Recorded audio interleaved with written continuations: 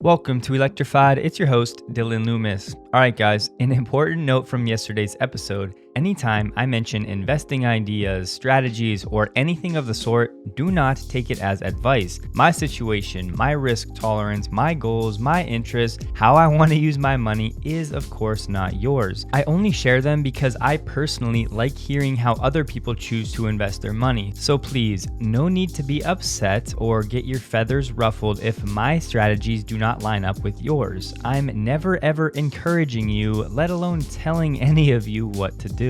What I said yesterday was simple. I think Bitcoin has a good chance of hitting $100,000 in 2021, which would be a 420% return from today's levels. To get an equivalent return, Tesla would need to hit $3,300 per share post-split next year. I personally do not believe this will happen, and because of that, financially, taking my Tesla emotion out of the equation, it makes sense for me to have a portion of Tesla profits in Bitcoin for 2021. And I have to say, after studying Bitcoin the last few weeks, like actually studying it, not just reading headlines, I have not been so excited about a life-changing, world-changing technology financial disruption ever. If you don't yet get it, that's okay. Most people don't. It is very involved and confusing at first, but this is why I'm going to start uploading content to Patreon by January. Believe it or not, the market disruption for Bitcoin is even larger than that of Tesla, and it's just incredibly exciting what it stands for and what it could do for humanity. And yes, of course, there are no guarantees, but this is all stuff that we will talk about over on Patreon. But all right, let's get into some stuff.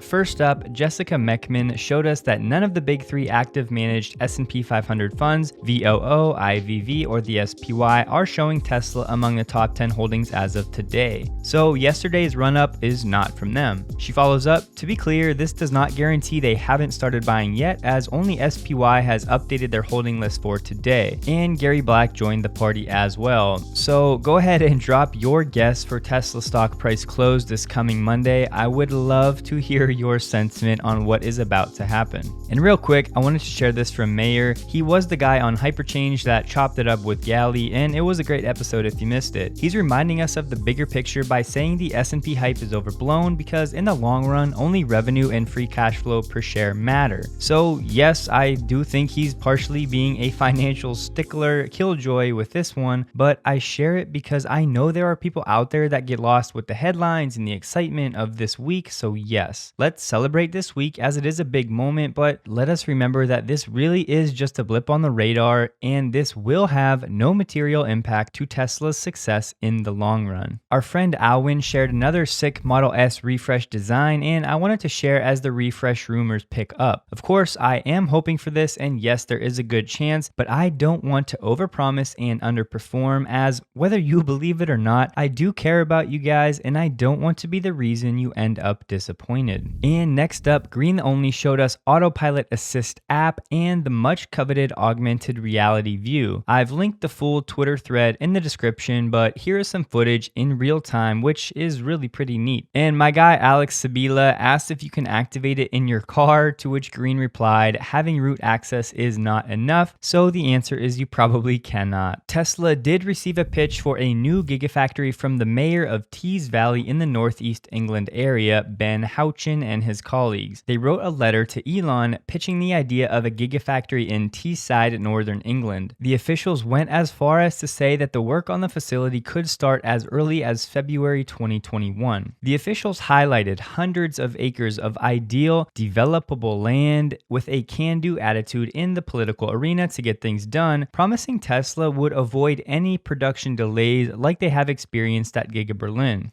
And so look, I think this is unlikely given the proximity to Giga Berlin, but it is a great spot to be in when you have countries asking and borderline begging you to open a plant in their district. Loup Ventures, the firm at which Gene Munster works, released a report card for OTA update functionality amongst Tesla and the competition. It should be no surprise that Tesla earned an A grade and the next best was BMW with a C+.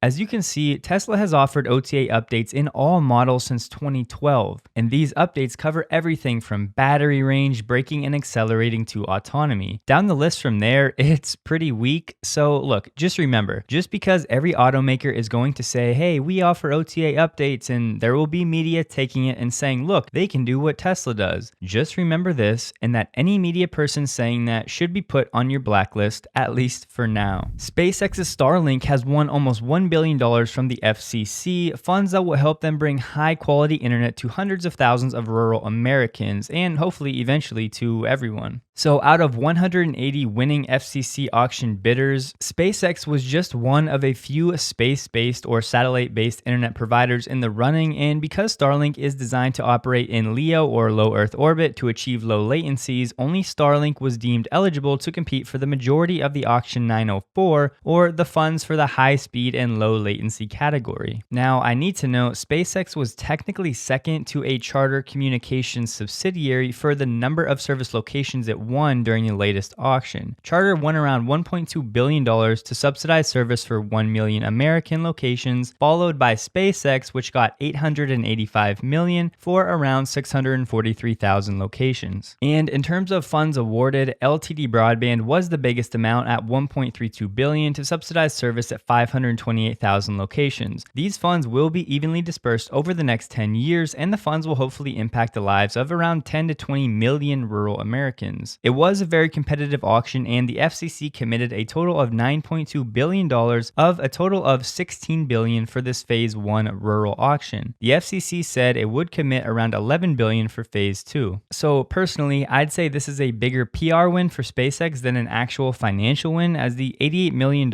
each year that SpaceX will get is only probably 10 to 20% of what they need to spend each year. And I'd say some of these other companies may still go belly up even with the funds over the next decade, but at least they have a fighting chance. SpaceX, on the other hand, should have no problem continually getting private investor money as they lead the way. Moving on, Tesla is sending a team of reps to Indonesia in January to assess the possibility of a supply chain partnership according to their government. As we've seen previously, Indonesia has hyped up their nickel reserves, and according to Reuters, Elon was on a call with the Indonesian ministry about investment opportunities from EVs. Elon is obviously admired by people all over the world from all different backgrounds, and it's cool to see how most of the world wants to be involved with the revolution Tesla has been single-handedly driving. We'll see what comes of this meeting sometime in Q1 2021. So Tesla announced to their staff they will be upgrading Model 3 and Model Y headlights with a design that will work in all regions. The updated headlight design to the Model 3 and Y should be seen in all markets by early next year. Tesla wrote in a memo, "We are transitioning Model 3 and Model Y to a new headlight design, which is eventually going to be consistent across all variants globally. By Q1 2021, we expect all Model 3 and Model Y vehicles to feature this new unit." Basically, the new lights have a different pattern and can focus the beams more precisely. So back to Gene Munster & Co., they estimate Tesla will recognize $1.1 billion